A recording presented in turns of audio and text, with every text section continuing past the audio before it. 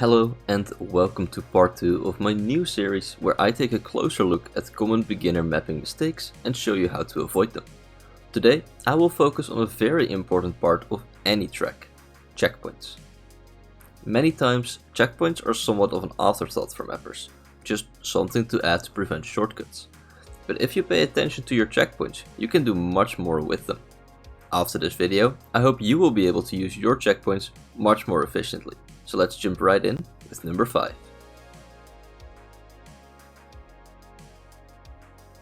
The first thing to look for when placing checkpoints on your map is to spread them out evenly. Too often will I respawn to a checkpoint only to be thrown back so far that I wish I hadn't respawned at all. On the other hand, you can also overdo it. Not every little turn needs a checkpoint.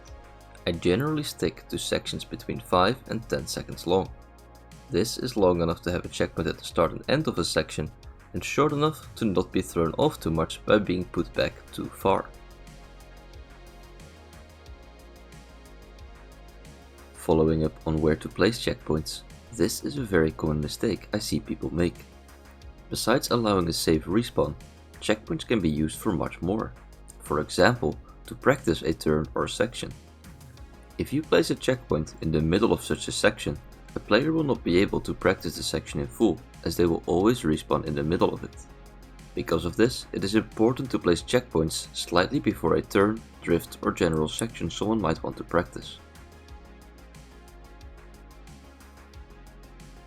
Sometimes a map will use split roads or very wide roads. In these cases, it is common to use multiple checkpoints. It is then important to link these checkpoints together, so you only need to take one. To do this, click Edit Block Properties. This will open a menu and will show you all checkpoints on your map. Now select one of the checkpoints you need linked and click this chain icon to turn it into a group checkpoint. It will automatically change it to group 1. Repeat this action for all checkpoints you need linked and make sure all checkpoints that need to be together are in the same group. Now, when driving through one of these checkpoints, you will collect all of them.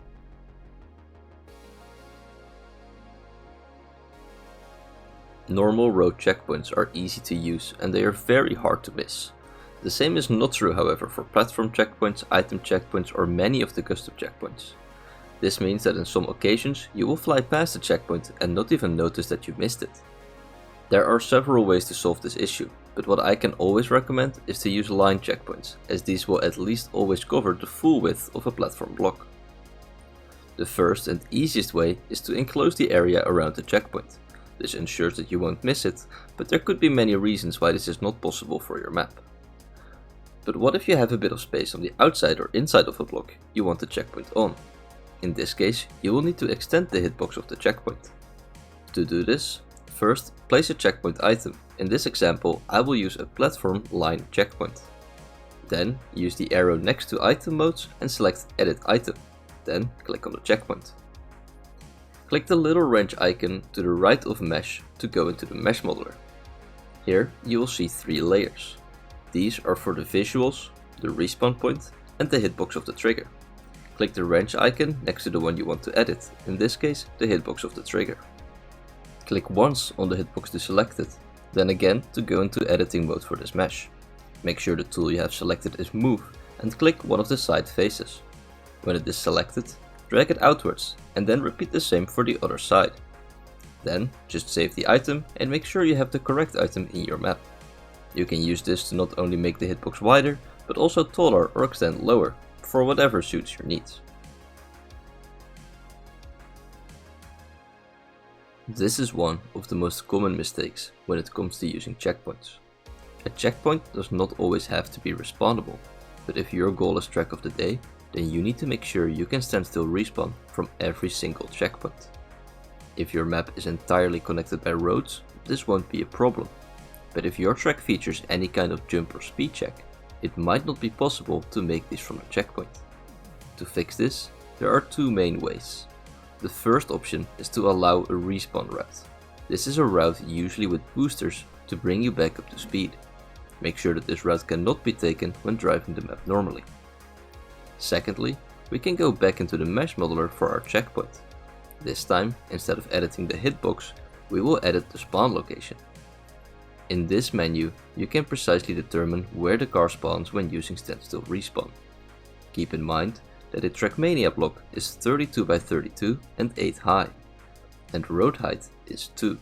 So if you want to move the respawn point 1 block to the side, you need to increase or decrease that value by 32. Use this trick in combination with the respawn route to make a fast respawn possible without needing to worry about it being used as the main route.